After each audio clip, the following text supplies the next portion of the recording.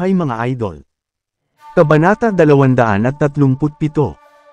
Sinabi ni Sr. Zimmer na gusto niyang e-share ang mga responsibilidad ko sa isa pang tao, kaya't ginawa niya si Zack na vice chairman ng Zimmer Enterprise. Galit na sinabi ni Mandy. Sinabi pa niya sa akin na mag-usap kaming dalawa ni Zack kung may mangyari man. I see, sumimangot si Harvey. Hindi ko akalaing ganito kawalang hiya si Sr. Zimmer, para pigilan ang kapangyarihan mo sa loob ng pamilya. Malinaw niyang sinabi kung magagawa kung ayusin ang mga problema namin ibibigay niya sa akin ang nag-iisang responsibilidad para sa shopping center project at company finances. Puliro si Mandy, hindi maintindihan kung paano lumala ang sitwasyon sa puntong ito. Simple lang naman, sabi ni Harvey.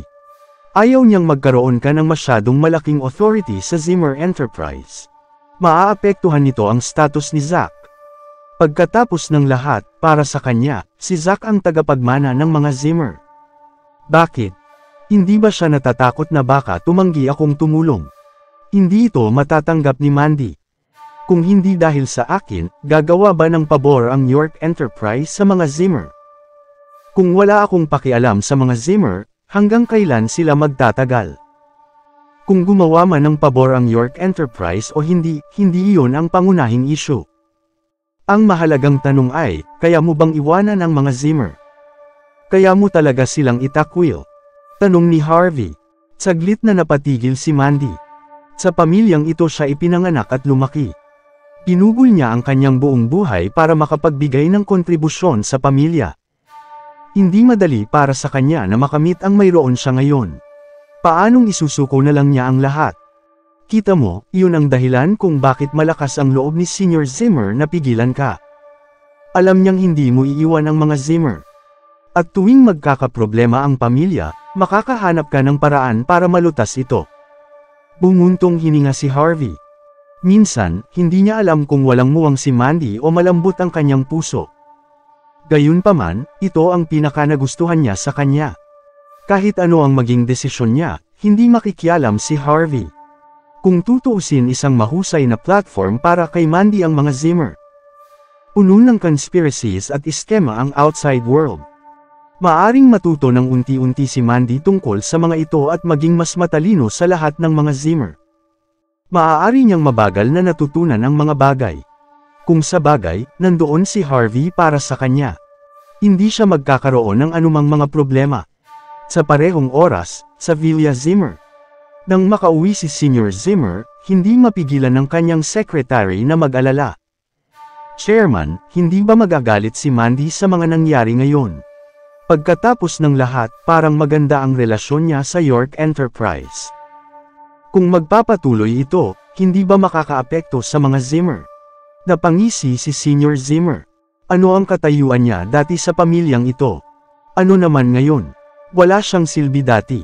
Pero ngayon, nasa isang pribilehiyong posisyon siya. Anong hindi kasiya siya doon? Sobra na ang binigay ko sa kanya. Normal lamang na magsakripisyo siya para sa mga Zimmer.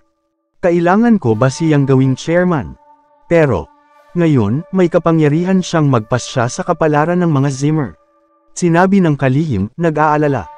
Huwag kang mag-alala, hindi siya ganun katapang. Wala siya kung wala ang mga Zimmer. Kailangan niyang maghirap sa katahimikan, kahit na hindi makatarungan ang pagtrato sa kanya. At saka, sapat na ang nagawa ko, walang silbing babaeng iyon. Sinabi ni Sr. Zimmer. Paanong hindi siya nagpapasalamat? Bahagyang tumango ang secretary, hindi na nagsalita pa. Kabanata 238. Pagkatapos ng lahat, outsider lamang ang secretary. Kaya lamang niyang magbigay ng ilang mga paalala kay Sr. Zimmer sa mga kritikal na sandali. Gayunpaman, kapag nakapagpasya na si Sr. Zimmer walang ordinaryong tao ang kayang baguhin ito. At saka, iniisip ni Sr. Zimmer na malamang hindi gagawa si Mandy ng anumang kahangalan. Kailangan ni Mandy ng proteksyon mula sa isang pamilyang tulad ng mga Zimmer. Kung malulugi ang mga Zimmer, hindi rin siya magkakaroon ng mabuting buhay. Umiling si Sr. Zimmer at huminga ng malalim. Ang ipinag-aalala ko talaga ay kung may kontribusyon pang maiaambag si Mandy sa paglipas ng panahon. Isa lang siyang walang silbing babae. Paano kung lumaki ng lumaki ang mga achievements niya, at simulan niyang impluwensyahan ang status quo? Direkta siyang magiging chairman. Kapag nangyari iyon, dapat na ba naming talikuran ang pangalan ng Zimmer at gamitin na ang apelyido ng mga York? Totoo yan. Hindi natin hahayaang isang outsider ang mag-take over ng mga Zimmer. Sumang-ayon ang secretary. Bilang secretary ng chairman, hindi siya magkakaroon ng magandang wakas kung mapupunta sa mga outsider ang mga Zimmer. Sa pedestrian streets ng Niamey, sa isang high-end cafe. Parehong magkatabi sina Harvey at Mandy, nakaupo sa tapat nila sila Cecilia at Angel. Sa tatlong magagandang binibining magkasamang nakaupo sa cafe shop, maraming kalalakihan ang hindi mapigilan ang tumingin sa kanila. Sa kabilang banda, nakaupo sa gilid si Harvey, nilalaro ang kanyang phone. Mukha siyang gosgosan. Sa ngayon, maraming tao ang masama ang tingin sa kanya. Gayunpaman, pinanatili niya ang kanyang tingin, at hindi nagbago ang kanyang ekspresyon. Ang binti ni Cecilia, na umiikot sa harap niya, ay parang patay na bagay sa kanya. Humps. Nang makita niyang nabigo siyang asarin si Harvey at pahiyain siya, hindi mapigilan ni Cecilia na ngumisi. Mula noong insidente sa auction noong isang araw, galit na galit siya kay Harvey. Ito ang dahilan kung bakit gumawa si Jake ng gulo para sa kanya. Sexy siyang nagbihis ngayon para pahiyain si Harvey. Iyon pala, wala siyang interes sa kanya at hindi man lang siya tinitingnan. Siya nga pala Mandy. Gusto mo ba talagang sumama ang lalaking ito sa gathering? Habang nakaupo sa gilid, nag-aalangang nagtanong si Angel. Kabanata 239. Siyempre, asawa ko siya. Sagot ni Mandy. Pero hindi mo pa siya sinama dati. Nagtatakang tanong ni Angel. Huwag mong masyadong isipin iyon. Handa ka bang dalhin ang boyfriend mo? Check, mapang-asar na sinabi ni Angel. Mandy, hindi sa nakikipagtalo ako sa iyo. Kung isasama mo si Harvey, iyang walang kwentang basurang iyan, papahiyain mo lang ang iyong sarili. Baka may matuwa doon sa gathering dahil sa kanya. Sino? Mukhang awkward at cute si Mandy. Si Nia Howell. Nakalimutan mo na ba siya? Noon sa university, bawat lalaking gusto niya ay may secret crush sa iyo. Lagi siyang nabigo tuwing magtatapat siya sa isang lalaki. Gustong-gusto kanyang sakalin hanggang sa mamatay ka. Narinig kong maganda ang buhay niya sa South Korea sa mga nakalipas na taon. Para na siyang isang anghel sa ganda pagkatapos ng kanyang plastic surgery. Bumalik siya sa bansa natin dahil sa gathering na ito. Matyagang pinayuhan ni Angel si Mandy. Marahil ay pupunta siya para sa iyo. Mandy, mag-ingat ka. Tsaka, ang swerte talaga ni Nia. Narinig kong gumamit siya ng peking litrato mula sa internet upang magkaroon ng online affair sa isang mayamang tagapagmana. Araw-araw siyang binibigyan ng pera ng lalaking iyon. Tumagal ito ng kalahating taon. At pagkatapos, bago sila nagkita, ginamit ni Nia ang pera na iyon para sa plastic surgery. Nang magkita sila sa wakas, ginawa niya siyang asawa niya kaya't medyo loyal siya sa kanya. Narinig kong maganda ang buhay nila. Palagi niyang pinapakita ang mga bag niya, villa at sports car sa group chat nating mga magkaklase. Umuntong hininga din si Cecilia. Maaaring hindi niya magustuhan kung paano naging maganda si Nia sa pamamagitan ng plastic surgery. Ngunit totoong maganda ang buhay ni Nia na hindi maikukumpara sa mga ordinaryong tao. Kasal na ba siya? Medyo nagulat si Mandy. Napansin lamang niya ang bahaging ito. Oo, kasal na siya ngayon. Inimbitahan niya tayong tatlo, pero hindi tayo dumalo sa wedding ceremony niya, sabi ni Angel. Nakalimutan mo na ba iyon? Bumuntong hininga si Angel. Tiningnan niya si Harvey mula ulo hanggang paa at sinabi, walang silbing basura, kung totoo kang lalaki, mas mabuti pang huwag ka nang sasama sa gathering. Palagi na lang kinukutsa ni Mandy ang iba dahil sa iyo. Nang matapos siya, muli siyang bumuntong hininga. Narinig ito, sinimulan ni Cecilia na himukin si Mandy. Sa palagay ko, dapat agad nang hiwalayan ni Mandy ang walang silbing basurang ito. Dahil bukod tangi siya, madali siyang makakahanap ng mahusay na asawa na may mas magandang credential sa isang kisap mata. Bago ang gathering, sa katunayan, inikot ni Harvey ang kanyang mga mata. Bakit sa palagay mo ay mapapahiya si Mandy kung isasama niya ako? Baka kaya ko pa siyang gawing proud. Check. Hindi siya nirespeto ni Angel, ikaw. Pagkatapos nito, hindi na nag-abala si Angel na kausapin pa si Harvey. Walang anumang self-awareness ang lalaking ito. Hindi ko alam kung anong nangyari kay Mandy. Ngayon ay hinahayaan pa niya siyang maging bahagi ng kanyang buhay. Hindi kaya hindi pa handa si Mandy na hiwalayan siya. Nagulat si Angel sa pag-iisip nito. Kung ganoon, may problema siya. Nangako siya sa isang lalaki na bibigyan siya ng pagkakataong makasama si Mandy sa gathering. Sa kalagitnaan ng kanilang coffee outing, ang tatlong matalik na magkaibigan ay namimili ng mga damit, iniwang mag-isa doon si Harvey. Hindi na nagpumilit si Harvey na sumama sa kanila, at sa halip ay ginamit ang oras para magpahinga ng mag-isa. Napakaraming mga problema kamakailan, at kailangan niyang ayusin ang mga ito isa-isa. Sa sandaling iyon nagring ang phone niya. Sinagot ni Harvey ang phone at casual na sinabi, "Anong meron?" "Mr. York, naayos na namin ang issue tungkol kay Covey Chad. Kasapi na natin siya mula ngayon. Babantayan ko siyang mabuti." Magalang na sinabi ni Tyson Woods sa kabilang dulo ng phone.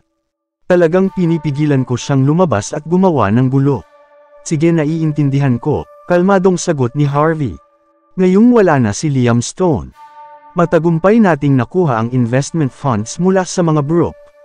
Maayos din ang pagbawi sa iba pang mga proyekto. Sa ngayon, wala nang naghahanap ng gulo sa amin. Habang nagsasalita siya, hindi mapigilan ni Tyson na bahagyang maging mayabang.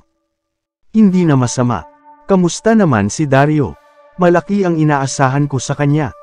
Sabi ni Harvey, "Gawin mo siyang kasapi natin. Mr. York, huwag kang mag-alala. Simulan naming tingnan ang kanyang background. Kapag nalaman na natin ang buong pagkatao niya, makakakilos tayo ng maayos." Sabi ni Tyson, tinatapik ang dibdib. "Siguradong gagawin natin siyang kasapi natin." "Sige, iyon lang. Gayun din, kumuha ng mas maraming tao para protektahan ang asawa ko. Huwag mong hahayaang may anumang mangyari sa kanya." "Opo, sir." Matapos ibigay ang kanyang mga utos, napabuntong hininga si Harvey. Inayos niya ng mabuti ang karamihan sa mga bagay sa Niamey. Lahat dapat ay umayon sa kanyang mga plano. Sa araw ng gathering, minaneho ni Harvey ang kanyang Porsche habang si Mandy ay nakaupo sa tabi ng driver's seat. Pareho nilang sinundo sina Cecilia at Angel. Pagkasakay nila sa kotse, namangha sila. Hindi sila mga batang babae na walang alam sa mundo. Nakita nila na ang Porsche ay hindi ordinaryong kotse sa unang tingin. "Grabe, Harvey, mayaman ka na ba talaga ngayon? Saan mo nirenta ang kotseng ito? Bakit parang bago pa?" Ang pinsan ni Angel, si Kevin, ay nagtatag ng isang automotive city. Kung kaya, naiintindihan niya ng husto ang industriya. Kabanata 240. Regalo ito mula sa pinsan mo. Casual na sinabi ni Harvey. Si Kevin, paano ito naging posible? Hindi bababa sa $300,000 ang halaga ng kotseng ito. Bakit niya ito ibibigay sa iyo? Puno ng paghamak si Angel. Gusto ni Harvey na magyabang at magpakitang gilas. "Hindi ko alam kung saan niya nirenta ang kotseng ito." Paanong napakawalang hiya at sinabing regalo ito mula sa iba. Normal ang pagrenta ng isang mamahaling kotse para magpakitang gilas sa mga gathering. Ngunit hindi rin siya aware na kailangan niyang umarte ng maayos kung talagang magpapakitang gilas siya. Bakit siya nakabihis na parang pulubi? Kung sasabihin niya sa mga tao na kanya ang kotse, tiyak na walang maniniwala sa kanya. Ayaw nang magpaliwanag ni Harvey at nagmaneho na lamang. Nagsabi lamang siya ng totoo, pero walang naniniwala sa kanyang mga sinabi. Mabilis niyang minaneho ang Porsche papunta sa Hot Spring Villa sa mga suburb. Sikat ang Hot Spring Villa sa Niamey. Kilala ang mga bukal doon sa kanilang kakayahan sa pagpawi ng pagod at mapabuti ang hitsura. Napakarami ng tao ang nagpabok ng mga room habang weekday. Kahit napupunta doon ang mga tao para sa mga hot spring, kailangan nilang magpareserba ng maaga para lamang kumain doon. Walang pagkakataon ng isang ordinaryong tao na gawin ito. Angel, narinig kong kailangan mong magpareserba ng kalahating taon in advance kahit para lang sa VIP residency doon. Sino ang may karangalang gumawa nyon? Nagtatakang tanong ni Mandy. Paano nila nagawang mag-organisa ng gathering dito? Ngumisi si Angel, lalaki siya ni Nia. Narinig kong meron siyang ilang mga share sa property na iyon. Tiyuhin pala niya ang CEO. Nagulat si Mandy. Medyo mahusay yung asawa ni Nia. Meron pa siyang share sa Hot Spring Villa. Talagang maganda ang buhay niya. Hindi ba tinawag na Kane Brook ang may-ari ng Hot Spring Villa? Sabi ni Harvey. Galing siya sa mga Brook ng Niemhi. Pwede mong sabihin na pag-aari ng mga Brook ang property na iyon. Hoy! Dahil alam mong kabilang siya sa mga Brook, edi dapat mong malaman kung sino si Kane, hindi ba? Siya ang tagapagmana ng mga Brook. Narinig kong napakahusay ng kanyang ugali at abilidad. Ang pinakamahalagang bagay ay, nasa 30s pa lamang siya. Tsaka, single pa rin siya. Isa siyang mayaman na single na tao. Sabi ni Cecilia, puno ng antipasyon. Walang imik si Harvey. Wala ng pag-asa ang babaeng ito. Araw-araw, obsessed siya sa ideya na makasal sa isang mayamang pamilya. Ang problema, walang masyadong mga pamilya na pwede niyang pakasalan. At saka, malamang ay meron silang sariling mga requirement para sa mga potensyal na daughter-in-laws. Tingnan mo lang ang sarili mo. Ano ang iniisip mo buong maghapon? Umiling si Mandy. Celia, pwede bang umayos ka? Class gathering natin ito, hindi isang kung anong grand event. Hindi, sasali sa atin si Kane. Ngumisi si Angel, mali ka, Mandy. Sinabi ni Nia sa group chat ngayon lang na magpapakita si CEO Brook at magbibigay ng toast mamaya sa gathering natin. Walang imik si Mandy. Nagkatinginan sila ni Harvey. Sa sandaling iyon, pareho sila ng sentimento. Pupunta ang hindi mo kakilala at asawa para magbigay ng toast. Anong dapat ipakitang giles? Wala ka na ba sa iyong isip? Subalit, tuwang-tuwa si Cecilia sa balita. Noon pa man ay pangarap na niyang magpakasal sa isang mayamang pamilya. Dati, wala siyang pagkakataon. Sa wakas, isang magandang pagkakataon ang dumating. Marahil ay magkakatotoo na talaga ang mga pangarap niya. Umiling si Angel. Kahit na siya ay hindi kayang tingnan si Cecilia. Sa parking lot ng Hot Spring Hotel. Isang nakakaakit na babae ang lumabas ng kanyang kotse na naka-high heels. Hindi may kakaila ang kanyang sensual figure na may magandang mukha. May konting tao na kayang sabihin na nasobrahan siya ng pagka-inject ng hyaluronic acid. Habang kaibig-ibig ang kanyang facial feature, tila hindi masyadong natural ang mga ito. Para siyang isang chinaware na sobrang pinakintab. Tila parehong mukhang tunay at peke ang bawat bahagi niya. Nakatayo sa tabi niya ang isang lalaking nakasot. Isang Ferrari ang nakaparada malapit sa kanya. Sweetheart, hindi na masyadong masama ang kotseng ito, di ba? Kinausap ko ang tiyuhin ko na ipahiram ito sa akin. Kapag nakita ito ng mga kaklase mo, maiinggit sila. Mayabang na sinabi ni Jamie Brook. Siya ang asawa ni Nia, ngunit hindi siya isang direktang tagapagmana ng mga Brook. Malanding hinawakan ni Nia ang kanyang mga braso. Hubby, the best ka talaga. Huwag kang mag-alala, pagsisilbihan talaga kita ng maayos ngayong gabi pag-uwi namin. Mahinang tumawa si Jamie at sinabi, kung ganon, mag-e-enjoy ako ngayong gabi. Sunod-sunod na dumating ang mga kaklase ni Nia sa lugar. Nang makita ang Ferrari, bahagyang nainggit sila.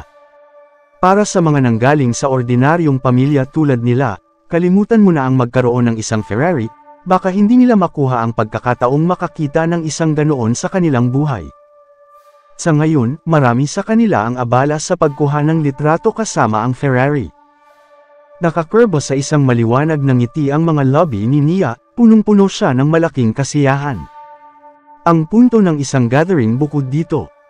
Bakit pa ako mag-aayos ng isa kung hindi magyabang sa bawat tao dito? Kung gusto mo, pwede kang pumasok sa loob ng kotse at umupo doon sandali. Pwede ka ring kumuha ng litrato dito. Mas magandang experience iyon.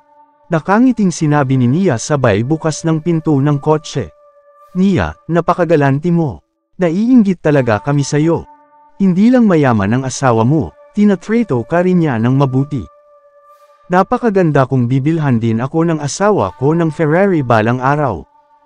Excited na gumawa ang mga kaklase niya. Walang duda na inggit sila kay Nia. Sa sandaling iyon, ang isang Porsche ay dumating na may isang matikas na swoosh at pumaroda ng hindi kalayuan sa Ferrari. Kabanata 241. Wow! Isang Porsche! Napasigaw sa gulat ang isa sa mga kaklase. Hindi kasing high-end ng isang Porsche ang isang Ferrari, pero napakasikat nito sa masa. Sa iba pa, nasa parehong antas ang Porsche at Ferrari. Kumibot si Nia sa inis, at sinabi niya, kalunos-lunos na second-hand na kotse lang yan. Halos nasa $150,000 lamang iyan. Kung ikukumpara sa Ferrari ko, wala yan. Ang isang Ferrari ay nagkakahalaga ng halos $800,000. Ano? Paanong napakalaki ng pagkakaiba ng dalawa sa presyo? Nia, sobrang yaman pala ng asawa mo. Lalong lumaki ang inggit ng mga kaklase ni Nia sa kanya. Talagang hindi kapanipaniwala ang pagkakaiba ng dalawang kotse. Habang maituring na isang magandang kotse ang Porsche, wala itong sinabi sa isang Ferrari. Ngayong bumalik sa kanya ang atensyon ng lahat, naging kasuklam-suklam si Nia.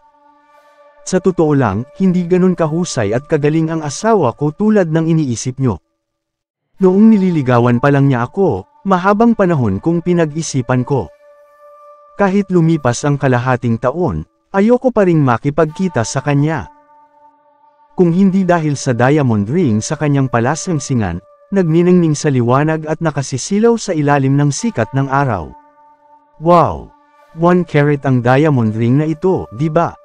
Inggit na sinabi ng isa sa mga babaeng kaklase. Di ba mahal iyan? Mga $15,000 lang ito. Hindi masyadong mahal. Plano kong hilingin sa kanya na palitan ng mas malaki pa dito para sa wedding anniversary ko sa taong ito. Nakangiting paglalahad ni Nia. Sa sandaling iyon, mayabang na sinabi ni Jamie.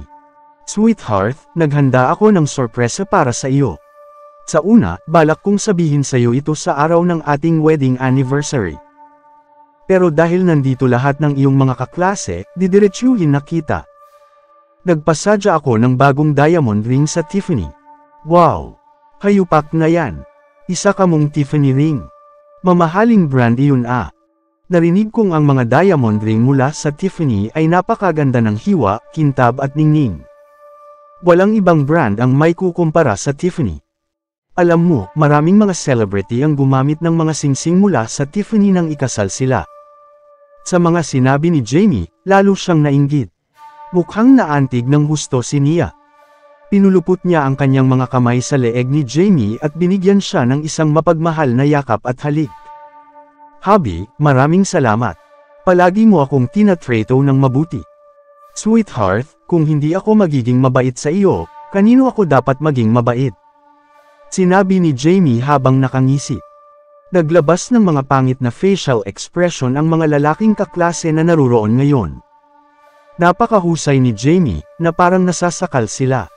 May ilan na parang hindi na matiis iyon, at mabilis na binago ang usapan.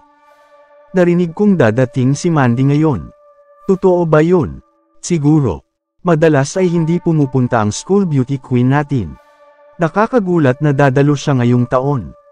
Sinabi niya na gusto niyang pumunta noong nakaraang taon, pero hindi siya nagpakita. Baka peking chismis lang iyon. Nang mabanggit ang pangalan ni Mandy, dumilim ang mukha ni Nia. Bagaman siya ang beauty queen ng klase, hindi siya may kukumpara kay Mandy, na siyang reynong beauty queen ng kanilang buong paaralan. Sa mahabang panahon, kinamumuhian ni Nia ang katotohanan iyon. Bumukas ang pintuan ng Porsche. Sabay-sabay na lumabas ng sasakyan sina Mandy, Cecilia at Angel. Nang makita silang tatlo, lumiwanag ang mga mata ng mga lalaking kaklase. Hindi ako makapaniwalang napakaganda pa rin ni Mandy kahit maraming taon na ang lumipas. Sigurado iyan. Si Mandy ang ating school beauty queen. Paanong posible para sa kanya na hindi maging ganito kaganda? Mandy, nandito ka na rin sa wakas. Maraming taon ka na naming hindi nakita, na-miss ka namin sobra. Nabaling kay Mandy ang pansin ng karamihan sa mga lalaking kaklase na nakapaligid kay Nia kanina lang, lahat sila ay nasilaw sa kanyang kagandahan. Namutla ang mukha ni Nia. Ganito din ang nangyari noong nag-aaral pa kami sa university. Ako ang class beauty queen. Dapat naiinggit ang lahat sa akin. Pero mula nang lumitaw si Mandy, nakadikit ang mga bastardong iyon sa kanya. Hindi ba nila nakikita na mas mahusay ako kaysa sa kanya? Nag-asawa ako ng mayamang lalaki. Ikinasal ako sa isang mayamang pamilya. Sino si Mandy kumpara sa akin? Nakakita pa siya ng isang live-in na asawa para sa sarili niya. Mandy, nandito ka na rin sa wakas. Aba, tingnan mo ang mga kaklase natin. Para silang mga aso o langaw. Gusto nilang lahat na lumuhad sa iyo. Ngumiti si Nia habang sineksik ang sarili sa madla para makatabi si Mandy. Bago pa makapagsalita si Mandy, napansin ni Nia ang Forever Mine na singsing na suot ni Mandy. Higit 10 carats ito. Nakakaiskandalo niyang sinabi, Mandy, anong nangyayari sa'yo? Pinilhan mo ba ang sarili mo ng isang peking diamond ring? Napakalaki nito. Marahil ay gumastos ka ng ilang dolyar dito, di ba? Ganito na lang. Halika sa bahay ko ngayon. Pipili ako ng isang tunay na diamond ring na isusuot mo. Hindi ka dapat bumibili ng peke para lang magpakitang gilas. Medyo nakakahiya. Ngayon pa lang sila nagkita, ngunit hindi matiis ni Nia na ipakita kung paano siya naging mas mahusay kay Mandy. Hindi nakatiis si Angel, at siya ang unang nawalan ng pasensya. Nagalit siya. Kalimutan mo ang mga peking brand na meron ka sa bahay mo, Nia. Hindi yun magugustuhan ni Mandy.